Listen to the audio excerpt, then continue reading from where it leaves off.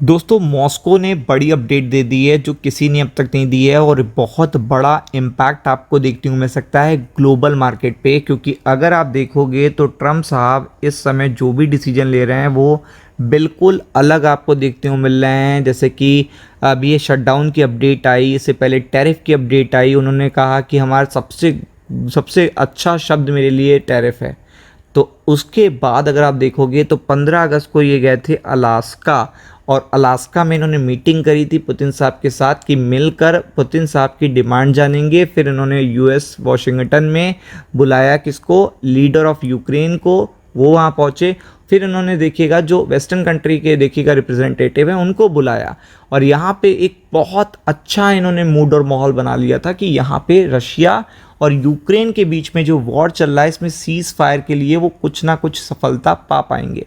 और 15 अगस्त के बाद मल्टीपल मीटिंग्स भी देखने को मिली। बट ये जो अपडेट आ रहा है ये पूरी तरीके से अलग है, क्योंकि इसमें सितंबर भी बीत गया, सब कुछ हो गया, लेकिन कोई आउटकम नहीं देखने को मिला, बल्कि और एग्रेशन देखने को मिल रहा है रशिया की तरफ से कि उसने यूक्रेन की सीमाएं लांघ कर देखिएगा ऐसी कंट्री पे अपने चीज़ें डाल दी या फिर अपने अटैक कर दिए जो कि देखिएगा नाटो के मेंबर है।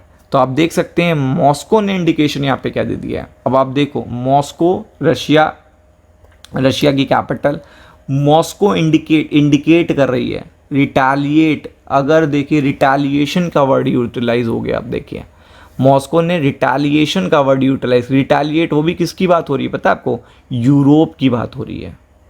कि अगर उसने देखिएगा यहाँ पे यूरोप ने रशियन एसेट को यूज़ करा फॉर यूक्रेन, रशियन एसेट्स को क्या करा फॉर यूक्रेन के लिए यूज़ करा, तो रिटालिएशन हो सकता है। अब आप समझ लो ये अपने आप में बहुत बड़ी बात है, क्योंकि यहाँ पे एक कंट्री की बात नहीं हो रही है, यूरोप की बात हो रही है। यूरोप में मल्टीपल नेशन है, और अभी इससे पहले भी देखिएगा रशिया ने एक कंडीशन जो है, एक जो सीमा है वो लांघ दी थी।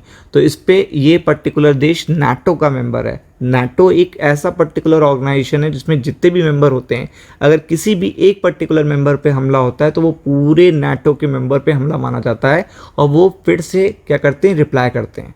तो ये जब चीज़ हुई थी तो कंटिन्यू बात चल रही थी कि लाइक ये चीज़ आगे नहीं बढ़ेगी और ऐसा नहीं होगा। बट आज मॉस्को ने कुछ अलग बात कही है, इंडिकेट करा है रिटालिएशन की बात, कि अगर रशियन एसेट को यूज़ करा जाएगा यूक्रेन के लिए तो ये चीज़ फिर बर्दाश्त नहीं करी जाएगी।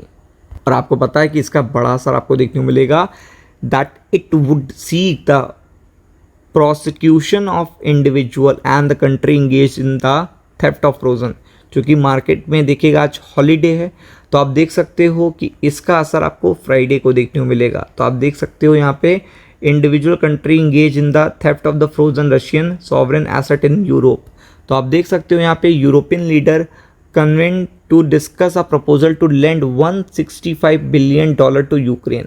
यहाँ पे ये चीज़ बात चल रही है कि यूरोप के जो मेंबर्स हैं वो फिर से फंडिंग करने को तैयार हैं, किसकी, यूक्रेन की।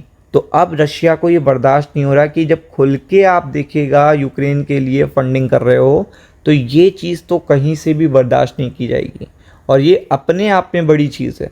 अगर आप बात करोगे कि आप किसी भी देश के जहाँ पे आपकी वो बन नहीं रही है, आप जिससे वॉर कर रहे हो उसको अनदर कंट्रीज़ खुल के समर्थन कर रही हैं, फंडिंग कर रही हैं कि आप उससे लड़ो, तो वो कंट्री भी देखिएगा उनके लिए बिल्कुल एक तरीके से अच्छी नहीं है, अपोजिट है, अपोजिशन में है, और उनके करे गए जो भी काम है उनको बर्दाश्त नहीं किया जाएगा। तो आप देख सकते हैं क्रेमलिन एक्सपोज पर्सन देखिएगा made no distinction between the stealing the frozen Russian asset and using them to extend a loan to Ukraine without seizing them.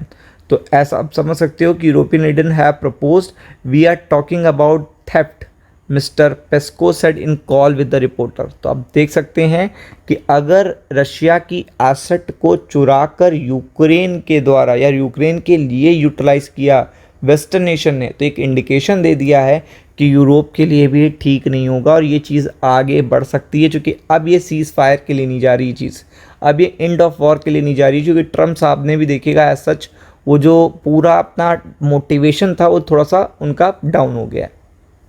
तो ये अपने आप में बड़ी बात है, क्योंकि उन्होंने इंडिया पे तो टैक्सेस लगा ही लिए रशिया के नाम पे, और चाइना पे भी वो रेडी हैं, मतलब चाइना के लिए भी वो रेडी हैं पूरी तरीके से।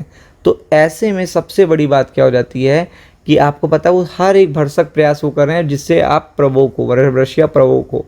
तो इसलिए रशिया ने भी यहाँ पे इंडिकेशन दे दिया, जो कि स्टॉक मार्केट के लिए बिल्कुल अच्छी अपडेट नहीं है। और ये देखिएगा छुट्टी हो गई है तो कल इसका इम्पैक्ट देखने को मिलेगा, तो बी प्रिपेयर्ड फॉर इट।